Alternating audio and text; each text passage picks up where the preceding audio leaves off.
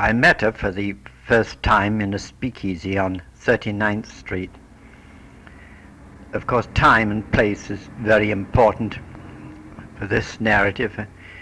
The time was late 1926. The place was New York City. She said her name was McNally. And then she said, Grace McNally. I said, it's quite a nice name. And she said, well, they all call me Gracie.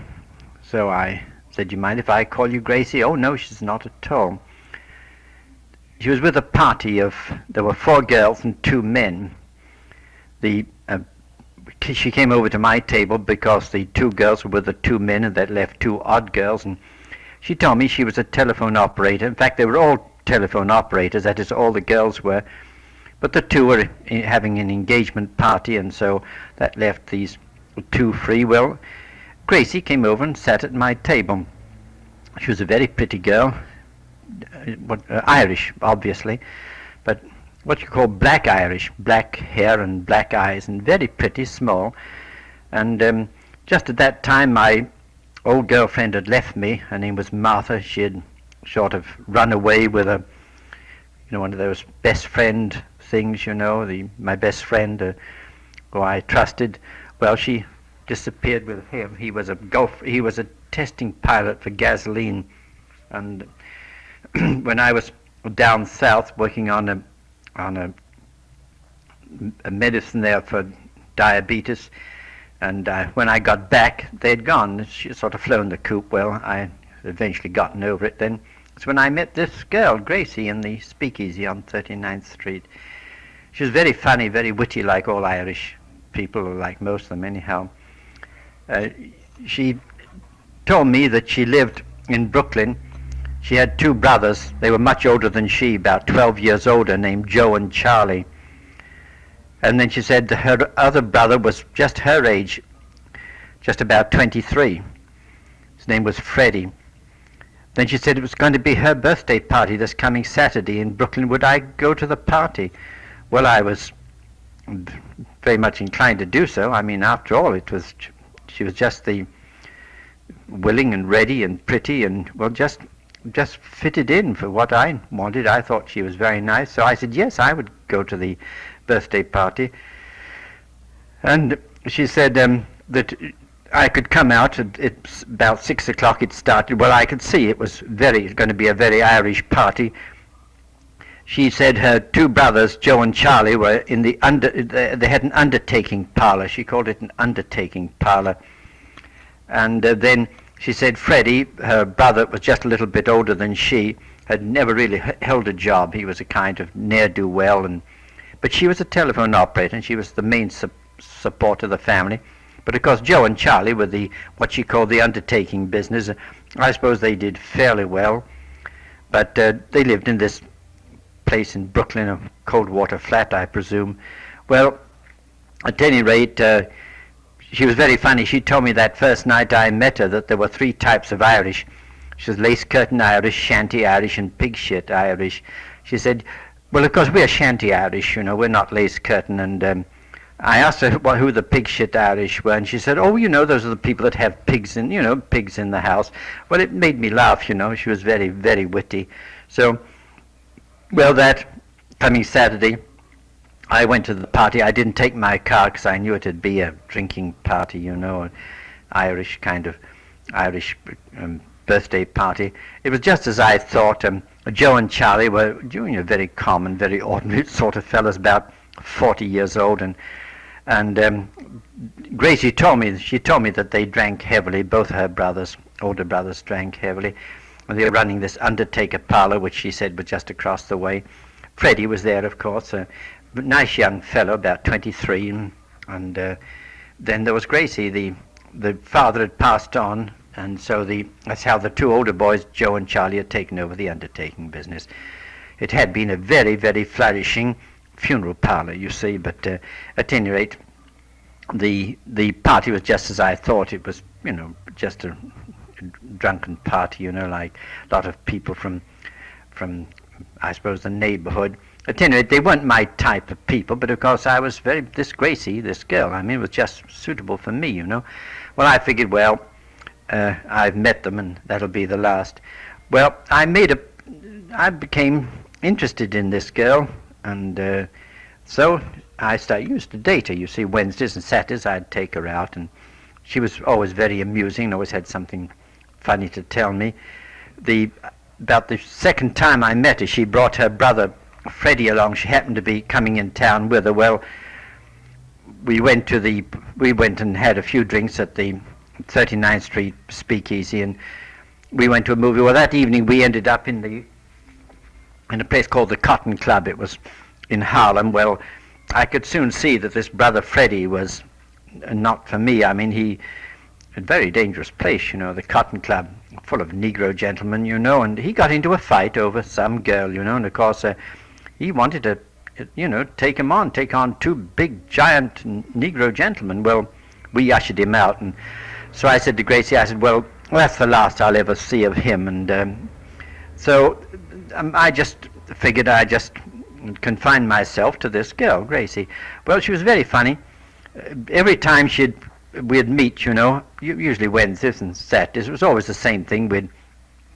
She'd either meet at my place usually, and we'd go to the Speakeasy on 39th Street and have a few drinks, and then we'd have something to eat and then go to the movies. It was a kind of routine. But she had a way of saying, now, what do you know, or what do you think? Well, when somebody says, what do you know, or what do you think, there's only one answer, and of course that is what. Well, that's the way she used to tell me stories about, well, things that were going on at home.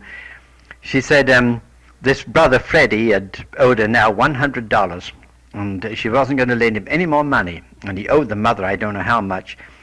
He always said, well, Mom, if I could make a good living if I had a car. I could be an assistant sales manager, but I need a car. Well, of course, Gracie said, you know, he's never held a job any of it.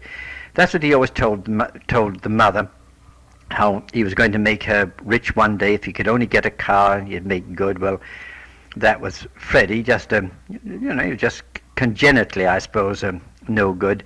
Well, she used to tell me, this Gracie used to tell me funny things about the two brothers with what she called the undertaking parlor.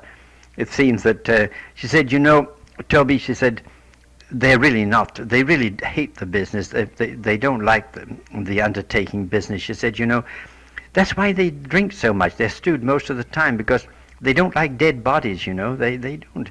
But, you know, they had to take it over when Daddy passed on, you know. It was one of the best funeral parlors in that poor section of Brooklyn, but it was very good. Well, since Joe and Charlie have had it, it's been going down all the time, and she'd tell me when I'd meet about funny accidents that Joe and Charlie had with, she always referred to them either as customers or dead bodies, and it was an awful way of speaking about a funeral parlor, talking about dead bodies, but she said Joe and Charlie, they hated really dead bodies, but that's why they were always stewed, because they were, you know, they didn't like the business. Well, it was getting near 1926 was the time. It was getting near Christmas, and but Gracie and I, we'd gotten very fond of one another. Well, one time I think it was a Saturday, she came, she says, well, what do you think? I says, well, what happened? Well, she says, Freddie, that was her brother, you know, the one that was always wanting a car, had a terrible accident. Oh, I said, what happened? Well, she said, it's very interesting, she said, because there's a lawyer mixed up in it, and it seems he fell down a coal hole. I said, a coal hole? Yes, you know, a coal chute, you know, where they put coal down. I said, well, what happened? Well, she says, I'll tell you just what happened. It's like this. Of course, she says, I don't know the end yet, but this is what happened. Freddie was coming home. It was late at night and beginning to snow a bit, and he was with two friends. Of course, they were all stewed, you know, he was in the middle, and they were walking along the street near 73rd Street, just off Broadway, and suddenly I said, well, what happened? Well, Freddie disappeared. I said, what do you mean? Well, he disappeared. I says, well, what happened? Well, we looked around and there was shouting, a man shouting there. There was a coal truck at the side, and Freddie had fallen down, stepped right into this open coal chute, you see, and he disappeared down there. Well, I said, my goodness. I said, what happened? Well, his two friends rushed in. It was one of those apartment hotels, you know, and they said, our friend there, our pal is fallen down the coal hole. Well, it took quite a bit of explaining. I don't know whether the men behind the counter knew the coal hole was open or they were getting cold, but apparently they were. There were some people standing around, and they said, well, what do you mean? Well, he's fallen down. He fell down the coal hole. Maybe he's killed. Well, there was some people standing around. Said, well, let's go down and see. Well, Freddie's two friends there, his two pals, and two men from behind the counter, and there was another man there standing by there talking to the men behind the counter. They all went downstairs. Well, they hadn't started putting in the coal yet, I presume, because the coal truck there had seen Freddie fall down, disappear, and because he wasn't stewed, but Freddie's two friends were, and well, down in the cellar they went, and there was no Freddie. They couldn't find. They shouted, "Freddie, Freddie!" Couldn't find him anywhere. Well, they said it was this. One of the men from behind the counter said, "Say, maybe he didn't fall down at all. Maybe you guys are both stewed, but maybe he went up to heaven like Elijah." "Oh no, he fell down. We're sure of that. He disappeared down." Well, after a little while, somebody shouted, "Eureka!" And over in the corner there was Freddie, laid out. He had his hands crossed and lying down flat, and his hat right there. And well, they punched him, and he was out like a light. Well, they said he must be dead. Well, I suppose there were Freddie's two friends and two men from behind the counter, and this other man who said his name was Benbow. They helped carry Freddie upstairs, and they took him back there where the people couldn't see, behind the counter there, behind the desk, and they sat him in a chair, and he was out. Well, they were trying to get the coal dust off him, and well, somebody says, "Well, get a doctor." Well, there happened to be a doctor in the. Oh, I said, "Where?" In the front. There's an apartment hotel. So I said, "They got the doctor?" Yeah, the doctor came, and he said, "Oh, he wouldn't touch accident cases. That was called an ambulance. Now, an accident, he wouldn't dare touch it. That was not for him." So, well, he says, "I will give him a shot of caffeine, maybe, but then you better call the ambulance." Well, the old doc went away, and he came back with a hypo, and he gave Freddie a shot in the buttock there with this stuff, and suddenly Freddie opened his eyes, and he says, "My God, where am I?" So his friend says, "Hey, Freddie, you're alive." "Yeah, where am I?" "Well," he says, "You're at 73rd Street and Broadway." What? "Well, you fell down the coal chute, silly." And well, come on. He started to get up. Well, then it was this man Benbow. He says, who is this fellow? What's his name? Well, they said his name was Frederick McNally. He says, "Well, I'm attorney. I'm a lawyer. My name is Benbow. Now, you better let me look into this now. Now, can he walk?" Well, apparently Freddie could walk. He says, "Well, have you got any money?" And the fellow says, "We've only got a nickel left to go back to Brooklyn." Well, he says, "Come on out with me." I said, "Well, what happened?" Well, Gracie continued. She said, "Well, this guy Benbow got them." He says there was Freddie and his two friends, and he said, "Now come on out." He says, and the first thing they did, they went to the nearest speakeasy, and the Benbow, the attorney, says, "Now look here," he said, "fellas," he said, "that's a bad accident." He says, "But you know, that's a coal company. They're insured, and because this hotel is insured. Now, better leave this to me now. Now, I think I can get you a little spending money for Christmas if you behave yourself." And Freddie's friend says, "Freddie, ain't you hurt?" Freddie says, "No, I ain't." Now, Ben says, "Now look, you just clam up. Don't you do any talking. You just leave it to me."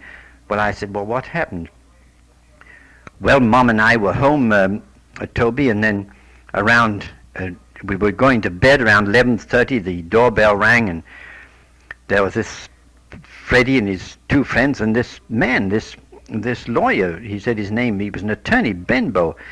Well, they put Freddie in. They said Benbow spoke to Mom. He said, "Now, he says, this is your son Frederick. He says, he's had an accident. He says, I think I can collect. The people are insured, and now you just tell him to clam up, not to say anything, not to talk to anybody, and tell those two friends of his not to talk. Well, I said, well, what happened? Well, the next day, this Benbow, this lawyer, said he bought a doctor, and this insurance doc, and they got Freddie up, and they got his two friends there, and I went to get his two friends. They lived nearby, and well, then this doc, dirty old waistcoat he had on, sort of greasy and smelled of liquor. And, well, anyhow, they got Freddie stripped, and the doc kept pushing Freddie in the back and saying, does that hurt? Well, of course, this stupid Freddie, I says, what? Well, he said no. So Benbow said, stupid, of course it hurts. Of course it hurts. Well, then Benbow gave Freddie an awful dig with his knuckle in the back. Says, oh, Freddie said, well, now there you are, it hurts. That's the third vertebrae. Maybe it's fractured. Well, of course, the doc went along, I suppose, the insurance doc, and then, well, they gave Freddie a few more punches in the back. Somebody stepped on his toe to make him shout.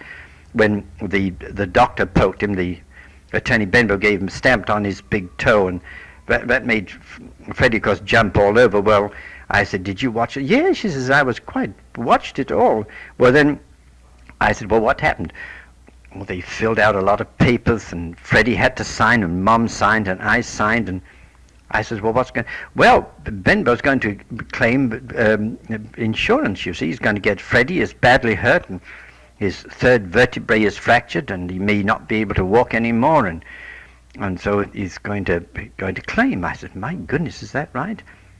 Well, I said, well, do you think you'll get any money? Well, Joe and Charlie, you know, the ones in the undertaking business, they came over, and of course, this Benbow took them out and got them to sign the papers too. And well, I said, maybe he'll collect. Well, Mom doesn't believe that he'll ever collect anything, but at any rate, the Benbow, this lawyer, says that you just keep quiet. I'll get you some real money. My goodness, you've been really hurt, but don't talk to anybody. Well, I said, that's very interesting. Well, it happened that, I suppose, wasn't more than 10 days later than when I met Gracie. She says, well, now what do you know? Well, of course, the answer was, well, what? She says, Freddie got a check for $4,000. I said, you don't say. Yes, $4,000. But, of course, Benbow took half. I says, what do you mean? Oh, she says, Mom's hopping mad. She says, what does he? Well, that's what he signed, all those papers. Of course, the lawyer gets half, and Freddie got $2,000. My goodness, I said, he's rich now. Yes, he's all right now. But I said, he wasn't hurt? No, he wasn't hurt at all, not a bit. And so he's got $2,000. Well, it was getting just sometime about Christmas time, so I said, well, my goodness, that's wonderful. She says, well, Gracie said, it's more money than's ever been in the McNally family in 10 years, she said, and it would happen to this dope, this Freddie, to get that money. Well, I said, that's very, very wonderful. Well, it seems that Freddie was dispersing the money. He paid Gracie the $100 that he owed, and he gave his mom there $100, and he paid all the bills for Joe and Charlie in the Speakeasy. Near the what Gracie always referred to as the undertaking parlor, there was a Speakeasy where Joe and Charlie hung out most of the time. Gracie says, waiting for customers or dead bodies. She either referred to them as customers or dead bodies. It was very ghastly. But at any rate, Freddie was the Lord Bountiful. He paid off everything, and Gracie had the $100. And I said, well, what's he going to do? Well, you can imagine. Of course, he's going to buy a car. He's already made up his mind. He's going to buy a car, and he tells Mom, now I can be assistant sales manager, and I'll make you a lot of money, and you don't have to worry. Well, I didn't think that a car would be much advantage to Freddie. But at any rate, it was getting near Christmas at that time, and I was out. It was 3 days before Christmas, and Gracie said she had $100, and she had a bonus from the telephone company. So she said, we were in the Speakeasy. So she said, yeah, I'd like to buy a ring. I've never had a ring, and I've always wanted a ring. Well, I think for $120, I didn't know what she could do. But when we got out of the Speakeasy, we were walking up Broadway, and I suppose it was between Broadway and 43rd Street on the right-hand side going up. There was one of those jewelry stores.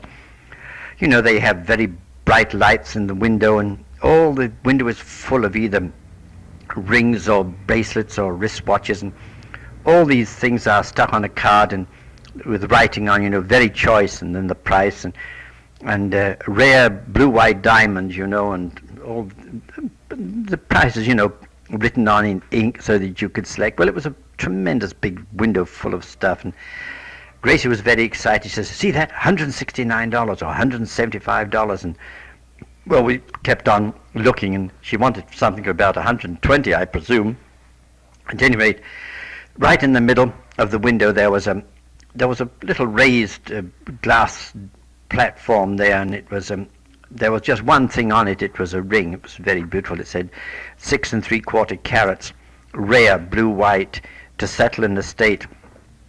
And it was very beautiful, platinum. And well, I said yes, but of course, look at that. That's 6 3/4 carats. And she said, well, she didn't say anything. She says, well, let's go in and ask. And well, we went in. When you opened the door, it evidently buzzed at the back because there was a long distance towards the counter. Well, we walked in.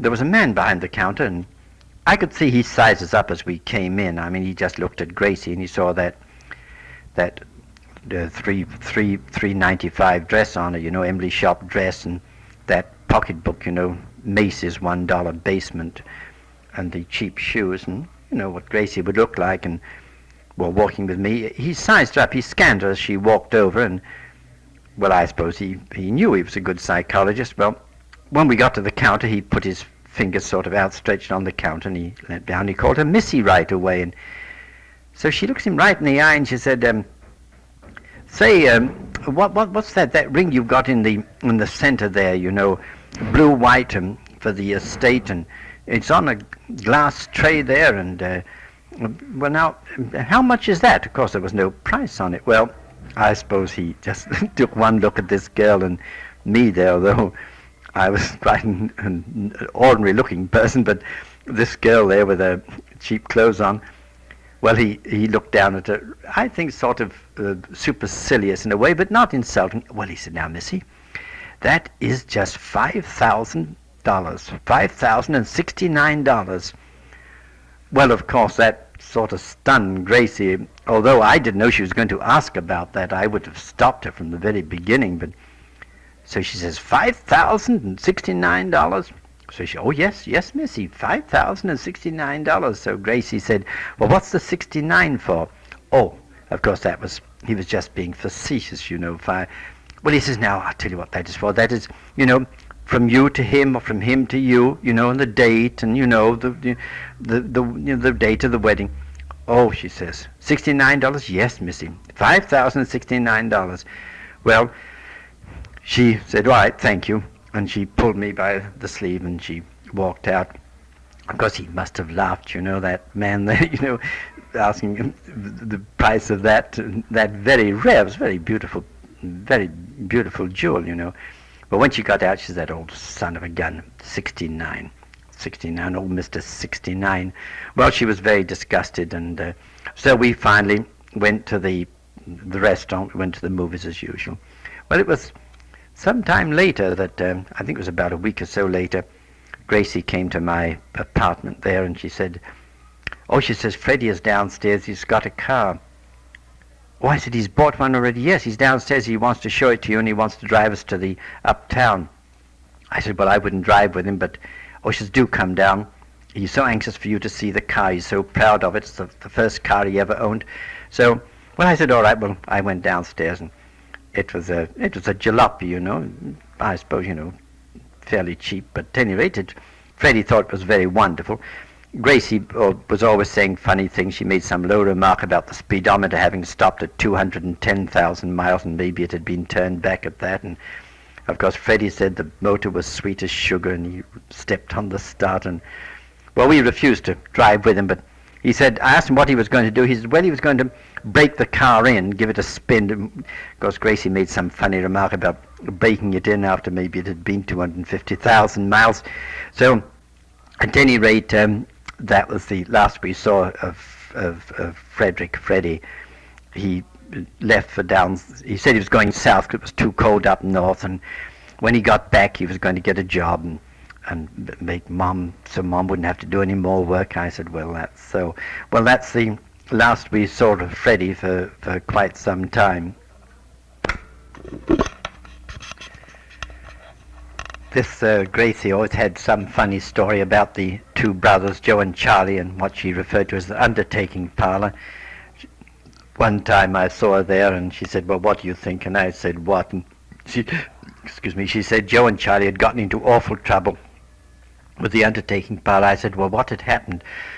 Well, it seems that he had gotten, you see, she told me, they get stewed, Toby, and, they blame one another if anything goes wrong. Well, it seems that something did go wrong. They had two, Gracie called them customers, or dead bodies. They were old ladies, and, well, Joe and Charlie had made a mistake. Each one had on the other's dress, and then each had been placed in the wrong coffin, the other coffin. Well, of course, when the relatives came in to see them for the last time, they discovered that, well, one was referred to as Aunt Addie, and the other one was Mrs. O'Connor.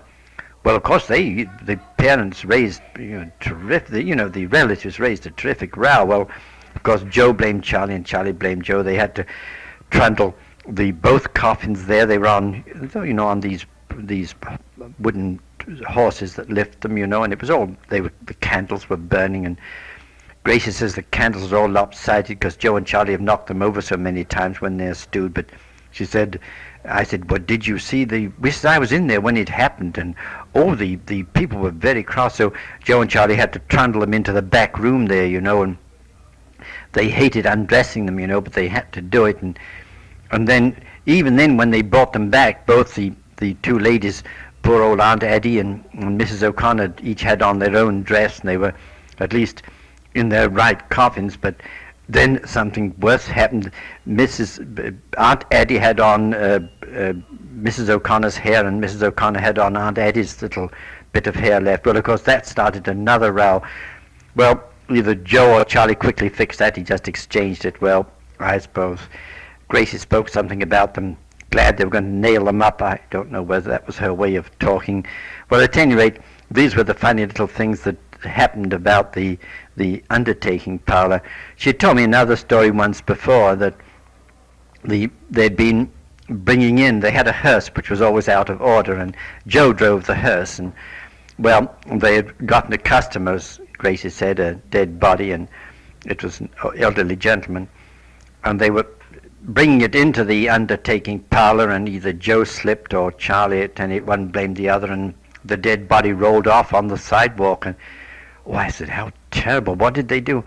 Well, there was, fortunately the relatives weren't there, but a newspaper boy and a grocery boy came along, and they helped put the what Gracie referred to as the dead body back on the stretcher, and Joe and Charlie finally got it in, and I said, how dreadful.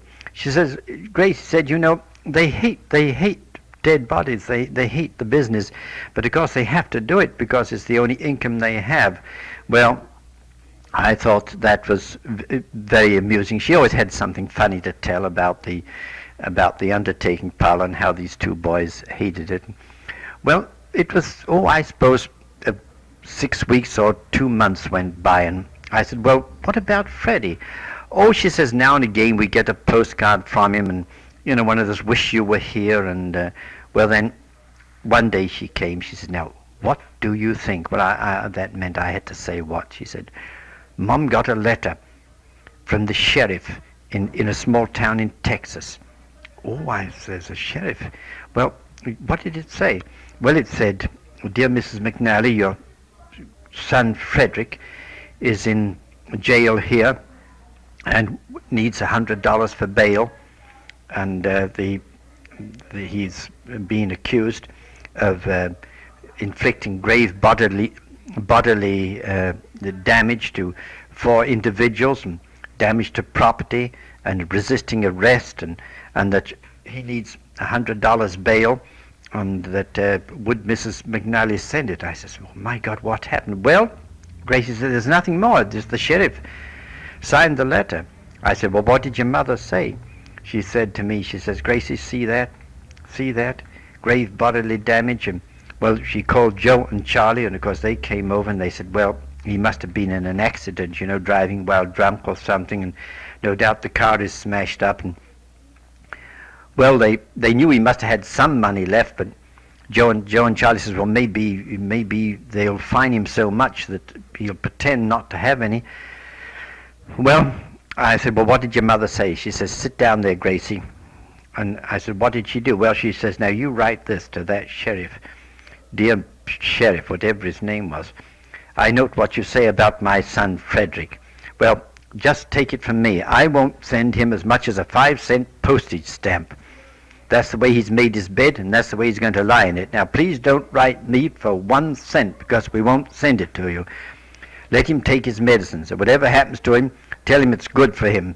Maybe he's been asking for it, and that's his comeuppance. And I've always said that he'd get into trouble. So please don't write us any more. Oh, I said, is that what your mother wrote? Yes, she says, Mom signed it. I said, then you yes, I mailed it, special delivery. Well, I said, my God, what did Joe and Charlie say? Well, they said he might get a year in prison, but we've got to find out what happened. So, did you write the sheriff? No, Mother says, don't write. Don't let him think that we're going to help him out, because he's never done a thing. The moment he got that money, he spent it on that car, and he's off there, and how much he spent, we don't know. Well, it seemed that, I suppose, about 10 days went by, and I said to Gracie, as usual, said, well, what do you think? And I said, well, what's it this time? Well, she said, wait till I get to the Speakeasy. She says, it's about Freddie. Oh, I said, news? Yeah, she says, but it isn't so good. Well, when we got to the Speak there, we had our drinks, and she said, well, I'll tell you what happened. It's a letter from Freddie in his own handwriting. He says, Mom, everything is all right now. I said, you see, it really wasn't my fault. What happened was this. You see, I was driving down there, and I came to this small town in Texas, and I had a slow leak in my car, and, well, there was no garage for miles, and I finally got to one. There was this old hayseed there, sitting on a chair, propped up against the wall, and I asked him if he could fix the tire. He says, no. He says, it was too hot. But he says, you can use my tools. He says, it'll cost you 50 cents. So Freddie says, well, Mom, you see, I fixed it, and I gave him the 50 cents, and I said, say, mister, where can I get a drink around here? He said, well, he says, you just go down there. He says, down the road there. He says, their name is Klum, K-L-U-M. He said, he says, they're having a wake. The old grandpa passed away, and they've got plenty of liquor. He says, good bourbon, best bourbon in the whole state of Texas. He says, just go down there and say, I sent you. And say, Klum, that's me. He says, they're my cousins. So Freddie said, well, you see, Mom, I went down there, and, well, there was Grandpa laid out, in his best. It was his Sunday best. He hadn't worn it for 20 years, and it didn't fit anymore, but they'd sort of cut it in half and put it over him, and, well, Grandpa looked good, but the wake was on, a real Irish wake. And so he says, you see, Mom, I had a few drinks there. There was the Ma Klum and more Klum and poor Klum, and they had a daughter named Bella. Well, so he says, I thought Bella was a very pretty girl, and of course we were having a few drinks, and then 2 guys came in, and I joined the party. Well, it was, they were drinking, Mom, and, well, then these 2 guys started to pick on me on account of Bella, and so, well, what could I do, Mom, I just backed up against the wall, and then they were big guys. Well, I took them both on, and well, I laid them both out, but of course then Grandpa got knocked over, and he fell out of the coffin, and the bourbon was spilling all over him. Somebody says, my God, look at Grandpa, he's just swimming in it. The bourbon was running out of this great big jug there, and Then poor Paul got hit in the. It was one of the guys let go and hit him, and he was trying to stop the fight. And, well, Mom, then what do you think they did? They called the sheriff. Now, it wasn't anything to do with the sheriff, and then they said I was resisting arrest, and then so the sheriff took me and locked me up, and took my car and took my keys. And, well, Mom, it's all right now. It's all cleared up, but I have this to tell you. Mom, I want to tell you this. I said, well, what was it, Gracie? She says, you'll die. She says, Toby, when you hear it, you just tighten your safety belt. I said, well, what? He married Bella, the daughter. I said, Freddie married? Yeah. This Bella Clum, K-L-U-M.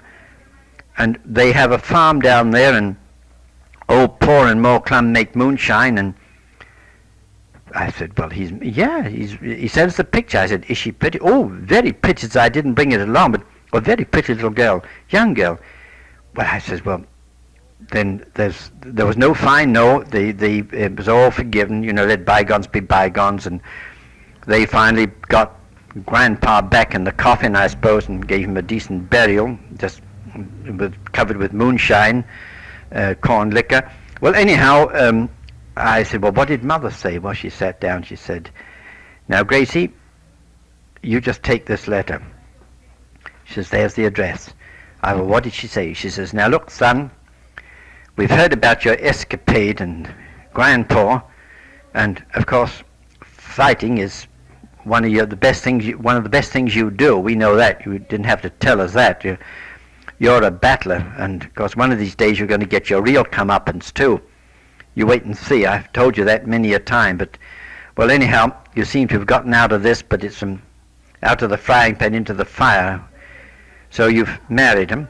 Well, son, let me tell you this, and remember it. Don't you bring that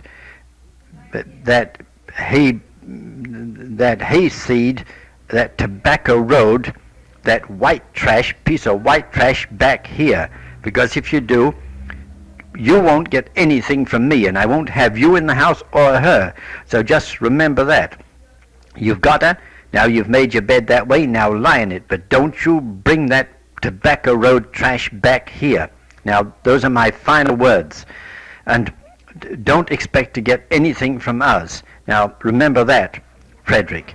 And I suppose it's no use warning you. I've warned you ever since you were a kid, but you always do your own bidding, so those are my final words. Now, stay away, and maybe you're in a good business. If your girl's father and mother are making moonshine, maybe that's a good business for you, but I can rest assured that one of these days you're going to get in the jug again, and, well, goodbye for now. I said, well, Gracie, oh, yeah, it's just, well, fancy him marrying a girl like that. Well, what can he do? Well, she says, that's Freddie. He got a car, and you know how he is when he drinks, he's, Freddie. And well, I said, oh, Mom won't have them back. Oh, she's just hopping mad. I said, well, what did Joe and Charlie say?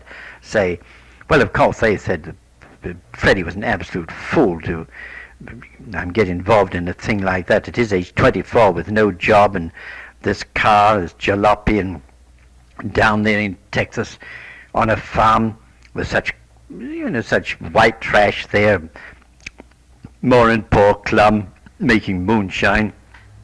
But I said, that sounds a bit like Freddie. Oh, she says, he's in his element, no doubt, he's in his element.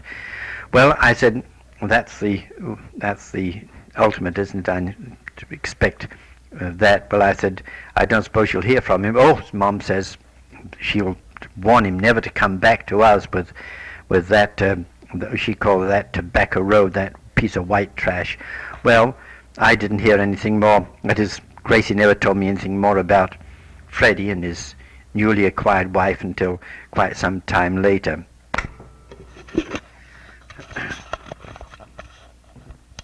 I had to listen to so many funny stories about the undertaking parlor, about this Joe and Charlie. Incidentally, they were very good looking, like most of the Irish, and they really looked like ministers. They spoke rather nice, and they had Gracie said they learnt it from the old man, meaning the father. They had a kind of talk that they could deliver. But she said, people don't realize that they're stewed. They chew cloves and they're really, but they really look. They could do a wonderful job, if they only liked the business, But she said they hate it, of course. It seems that Joe did the what Gracie called giving them the works. I said, you mean? She says, that funny smelling stuff. I said, oh, you mean embalming? Yes. And she said, he's very good, and Joe's also very good. If he really attends to it, he's good at makeup. But he was always getting muddled up. Either getting what Gracie referred to as the dead bodies dressed in the wrong clothes, or as he said, either in the wrong coffins. And she says, one of these days they're going to bury one and have to dig it up. I thought, well, maybe they will. So it must have been around, I suppose, October of 1927. The most astonishing thing was almost unbelievable. I had Gracie many times. I'd ask her, well, what do you hear from Freddie? She says, nothing. We don't hear from him. We don't know. Maybe he was offended, Mom telling him not to bring that piece of white trash, that cracker, and that hayseed, or she called her Tobacco Road female, and maybe he was offended. Well, at any rate, around, I suppose it was September, October of 1927, Gracie came. Well, by our usual date, the Speakeasy on 39th Street, and so she says, well, now, what do you think? She says, you'd better brace yourself for this one. But I said, what? Bad news again? Oh, no, she says, not bad news. Very good, unbelievable. Well, I said, she says, wait until we get seated. Well, we finally got our couple of martinis, and I says, now tell me what happened. There's good news. Well, she said, you can't hardly believe this. She said, I didn't bring the letter along because Mom has it, but Freddie, I said, what do you mean? He's got $60,000. I said, well, what do you mean, 60,000? Well, this is the story he told. He said that he and Bella had gone to Dallas. Their farm is about 30 miles outside of the city of Dallas. And when they got back, they found Paul and Moorclum with some begoggled and big-whiskered city guys, with portfolios, and they were sort of whispering in Paul's ear and giving Paul a pen and asking him to make a mark, and Moore was there. And so I came in. I says, well, what's going on here? And Paul says, say, Freddie, we got some money. They want us to move down the street there, to the old barn and the old house, and he wants to give me $5,000. I said, what for? Well, he says, for this old farm. Well, the farm was 7 acres, and Mom, and it ran right along the street. It wasn't very deep because old Paul had been selling off the back lots for the last 20 years, Never worked, never ran the farm. Well, Mom, you know what I did? Well, I found out.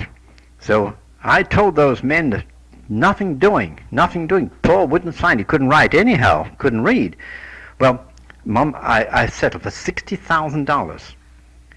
I got it, and we're in Dallas now. As you see, I'm writing from Dallas.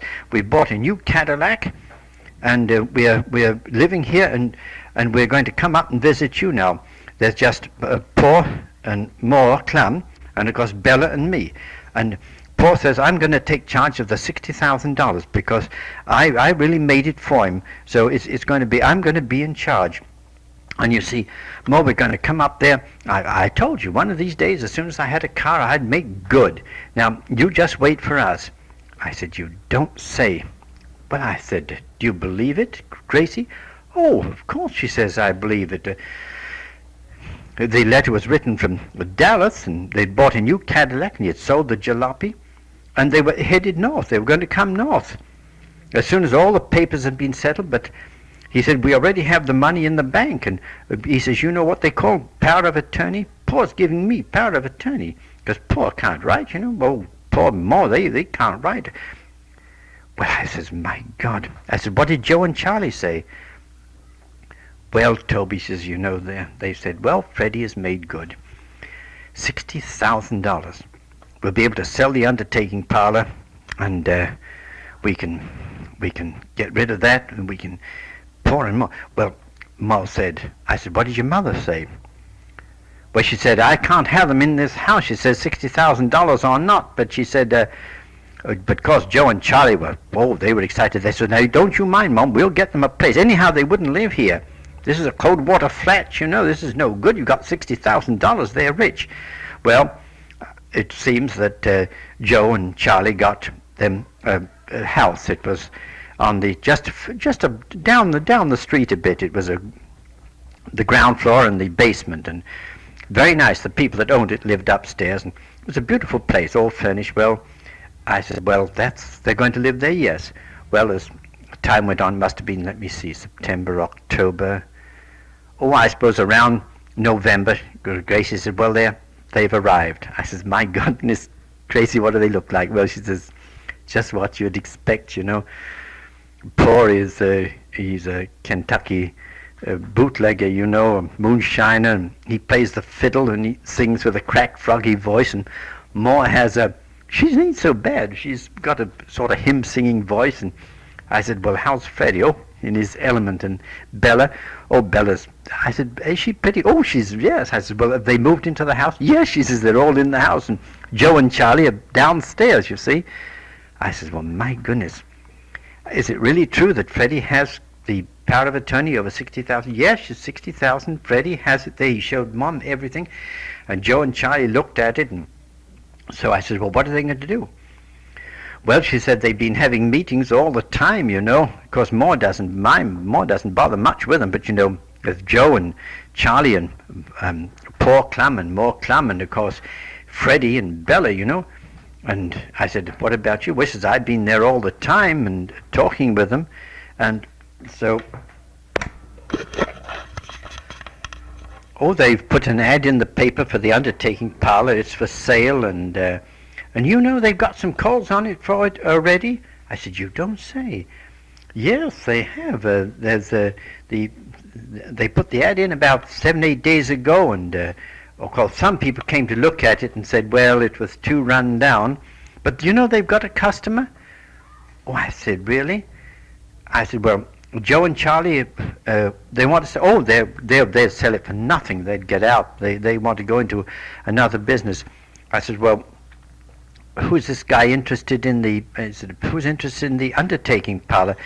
Well, he says we don't know yet. Says he's going to come over. He says his name is Tucker, Mr. Tucker. I said, well, he called up and he said, yes, he had money and he was interested in the business that he had taken. I said, what? Well, he had taken one of those mail order courses on embalming, and he had been in the business already in a middle western town. I said, well, my goodness. I said, well, what does Joe and Charlie want to do? Well, he says, of course, they want to buy a speakeasy. That's a wonderful business for Joe and Charlie. I said, is that right? Well, I said, that maybe they'd be a very good business. Poor Clum, you know, he can't moonshine in Brooklyn or New York. And, well, it seems that it was getting near, now let me see, yes, it must have been getting near Christmas. And in fact, it was just about 3 days, I think, before Christmas, and I met Gracie in the speakeasy there on 39th Street, and she said, well, had a lot of news. The undertaking parlor had been sold, and Mr. Tucker, Thomas Tucker, Tommy Tucker, funny name, but he's going to take over the undertaking parlor, and he was going to do it all over. And I said, well, did he pay any money down? Well, he's made a nominal payment, but Joe and Charlie said they think he's going to make good and just pay as you go, so they're only tickled silly to get rid of it. And so I said, what about Joe and Charlie? Well, they bought a speakeasy. It's downtown New York, you know, down not very far from the Wall Street district. I said, that's good. Well, she said, I haven't seen it yet, but I eventually will. I'll see it. And I said, well, that's fine. And she said, we were sitting there in this speakeasy over a martini. She said, you know, about the ring.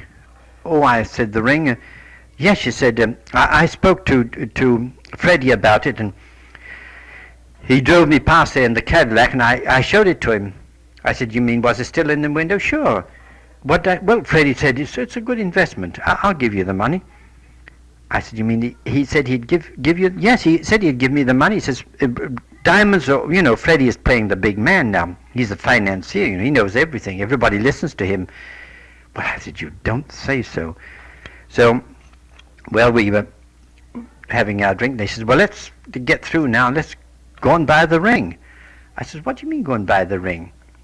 Well, she said, the ring, the old 69, $5,000 and 69. I said, well, you can't buy it on a check, or you got to get the money. But she says, I've got the money. I said, what do you mean? I've got it here. I said, you mean, say you've got $5,000 and 69 cents, $5,069 in that wretched handbag there, that red handbag from Mace's basement? Sure. I said, Gracie, you're an idiot. I said, do you know where we are? Look at that bar. Look at these people. I said, they'd kill us both for $5,000. Well, she says, it's in bundles. I said, well, of course. She says, well, Freddie didn't count it. He says, you don't have to count money. It comes from the bank that way. It's wrapped up. I said, now look. I said, slip it to me under the table. Get it out of that dollar handbag. Well, she slipped me 5 bundles, and I put them in my pocket. I says, now, for God's sake, let's get out of here. You're foolish to carry that. Well, we did. We got out, paid our bill, we got out. Well, when we came there was a store, lighted up just as brilliantly as ever. You see, it was just 3 days before Christmas. That was just 1 year after we had walked in there. Well, as we opened the door and walked in, there he was behind exactly the same man, Mr. 69. He looked up at us. I know he recognized that girl with a $350 or $375 suit on, dress on, and her cheap hat and $1.69 shoes, and same old handbag. And well, he looked, scanned us both. We walked over, so Gracie walked right up to him. She says, say, mister, you know that ring you have in the window there, that on the $5,069? Well, he looked pitifully at her, and this girl. Yes, he says, Missy. He called her Missy's father. But she says, I want to buy it. My brother said it was good. And, well, the poor guy's eyes almost popped out because he didn't believe it, the brother. He just figured it well, he hummed and hawed around a bit, and then he said, Missy, that is, you have to pay, that is cash. Oh, yes, she says, he gave me the money. Well, then the man just looked aghast, and he looked at me, and I said, well, it happens to be true. Well, then he says, well, now, may I have your name? Well, he got to talking. He says, may I call you Miss Gracie? After all, I'm old enough to be your father. Well, from then on, he was all pat a cake, and he got Miss Gracie to sit down, and he called me Toby. He says, you don't mind if I call you Toby? And he said, you mean to say you have the money? I said, well, the brother seems to have given her the cash. Well, finally he said he'd get the ring out, and he took it out of the window. It was all locked up. I noticed he pressed some buttons, because very shortly a man came in from the back. I'm sure he was an armed guard, and he wandered over to the door. I think this man might have figured that it was a staging of something, that we were coming in. There was somebody else coming in. Well, anyhow, once this man came in, he undid the window, and he got it out. Grace says, well, now let's have a look at that, mister.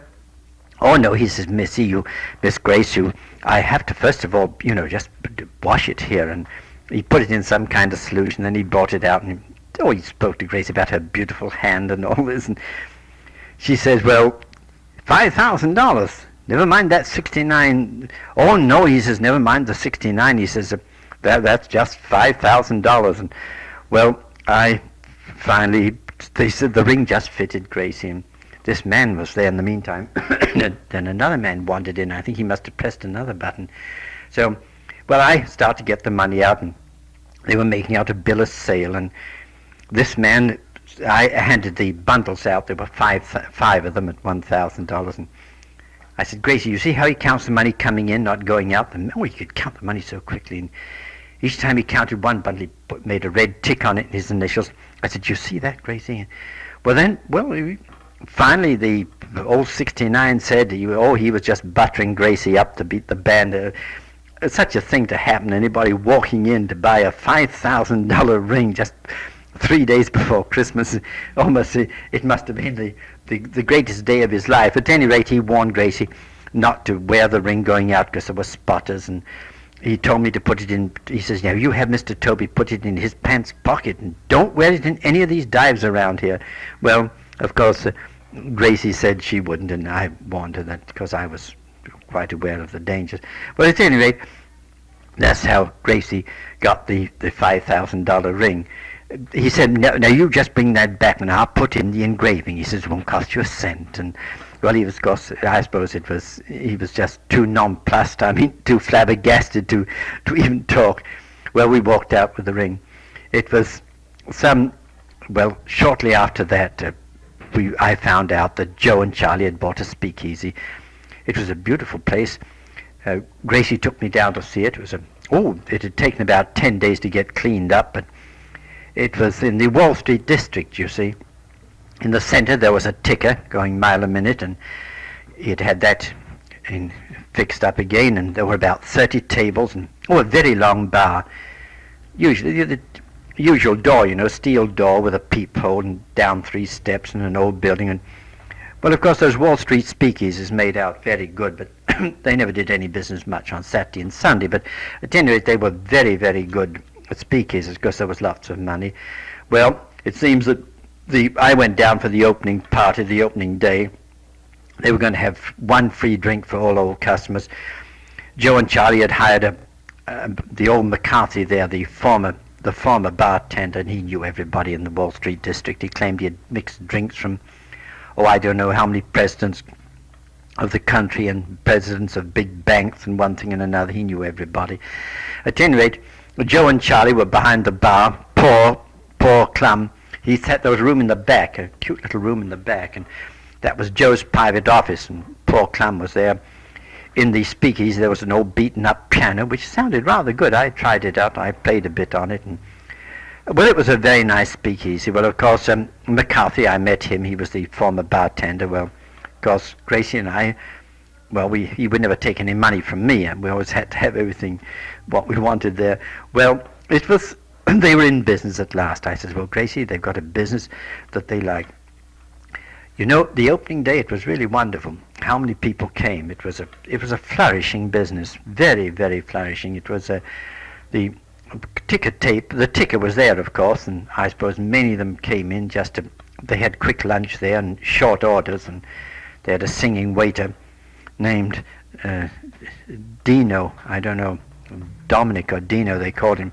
He was a very common individual, but he was a kind of handyman. Dino was always on the job, very friendly sort of fellow, but rather common.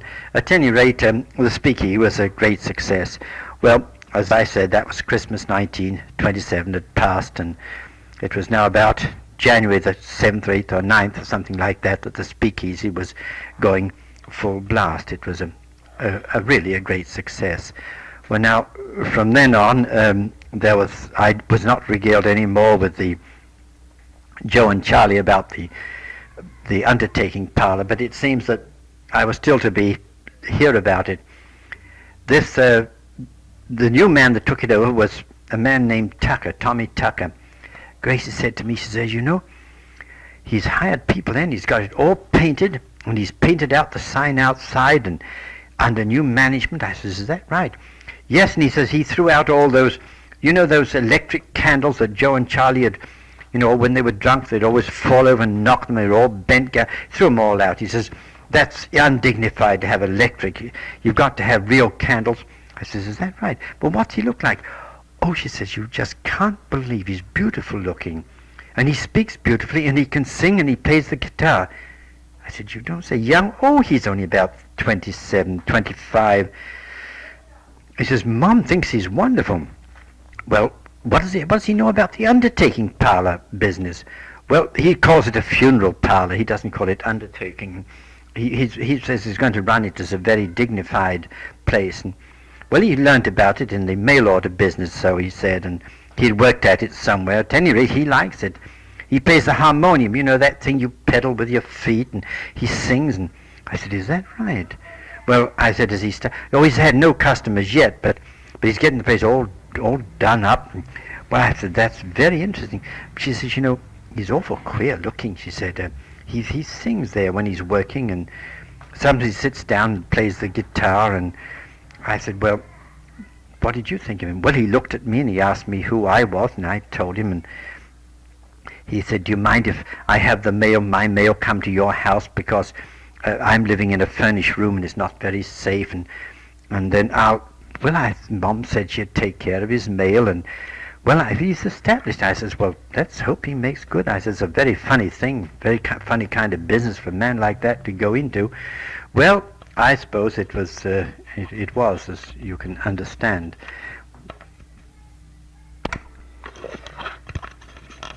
Sometime getting in January 1928, I guess. Yes, January 1928. Grace said, say, well, we have got a party. Joe wants to give you a party down at the Speakeasy there. And I said, well, all right, I'd go. She said, you know, he's got some news. He's dabbling in Wall Street. I said, you mean Joe? Yeah, you know, he always admired you.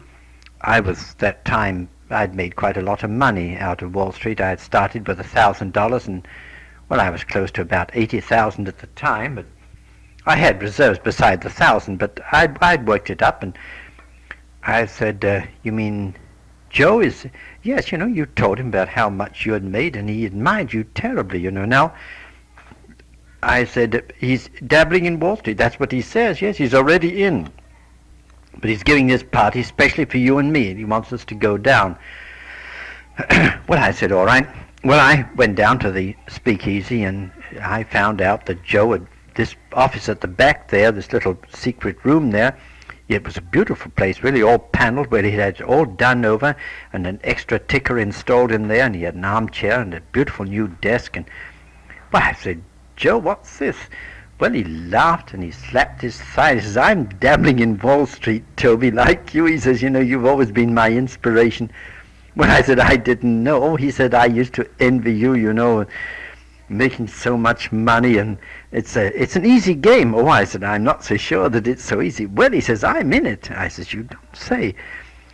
Well, I asked him who his brokers were, and he mentioned a firm. Well, they were, as far as I know, it was a bucket shop and a boiler room, but I heard of them. It was 5 men. There were 4 sons, supposed to be sons of rich millionaires, and headed by a man named Smith, C.O. Smith. He was an old-time Wall Street broker who had gone broke many times, and I knew that they were headed up. He had headed up this Wall Street brokerage office. Well, it was a bucket shop, and it was they had a big boiler room, I know that. And well, I said, Joe, I said, why don't you take my brokers? Oh, no, he says, they're nice. He says, I said, who's your customers, man? He says, a man named Gurley, Roy Gurley, G-O-U-R-L-E-Y. I said, well, I know that guy. Yeah, he's not bad. And well, at any rate, Joe was in the market, and I said, well, Joe, I said, after all, you've got capital. And he said, well, he says, you know, we're doing all right in the Speakeasy. He said, you know, we'll